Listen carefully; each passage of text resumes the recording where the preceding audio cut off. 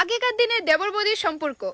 বৌমনি বলছি আজ বড্ড শখ হচ্ছে গো কাতলা মাছের পুটকি খাওয়ার। কাতলা মাছের পুটকি খাবে ঠাকুরপো? হ্যাঁ বৌমনি ভীষণ মন করছে, কি জানো তো তুমি পুরো মায়ের মতো রান্না করো। বেশ, তাহলে চলো আগে মাছ বাজারেই যাই। এই জাঙ্গা ভাই, তোর বৌদি তো সামনে দিয়ে দেখতে সেই রে, তাই না রে? আরে ঠিক বলেছিস।